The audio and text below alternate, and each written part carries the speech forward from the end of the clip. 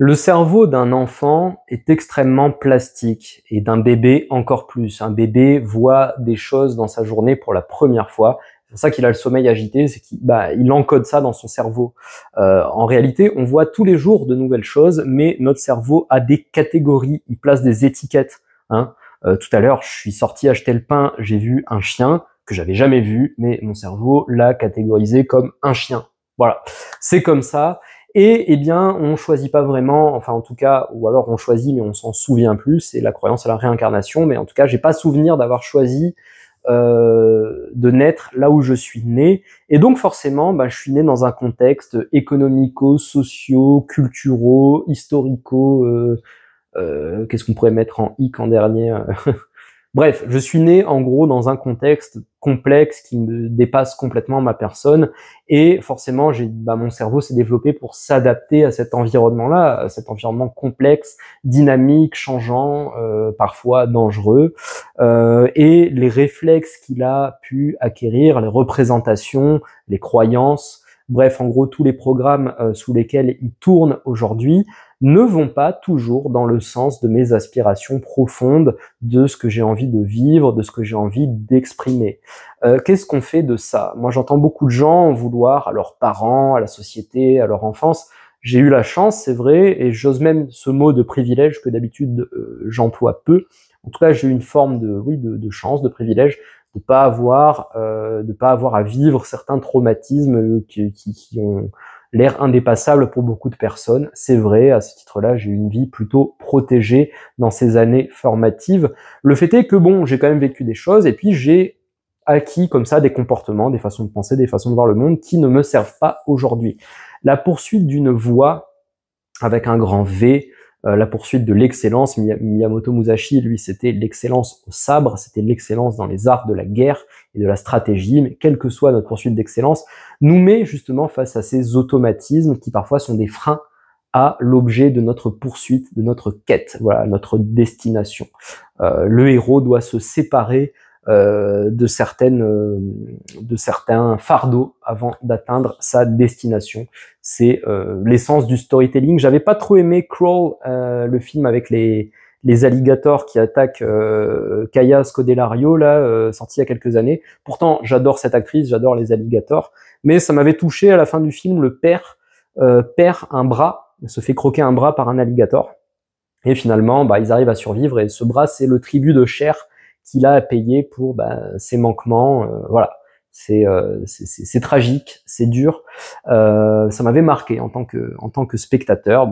J'encourage personne à donner son bras à des alligators, même s'ils ont très faim, les pauvres.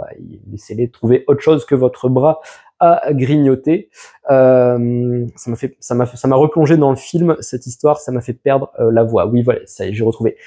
Le fait de poursuivre une voie, voilà, va nous mettre face à des programmations inefficaces, voire dangereuses, détrimentales pour notre poursuite. Et ne quittez jamais la voie, aujourd'hui, c'est comme ça que je l'interprète. C'est intéressant de savoir, quelqu'un qui s'y connaît vachement en mécanique et en aviation m'a expliqué que le Concorde consommait beaucoup moins de carburant quand il était à Mach 2 qu'au décollage, parce qu'il était optimisé, designé pour voler à Mach 2. Ne jamais sortir de la voie, c'est arriver à se maintenir justement à Mach 2. Ça coûte moins d'énergie de se maintenir dans sa direction, d'aller vers notre poursuite, que de chuter, d'abandonner et puis de reprendre. Voilà.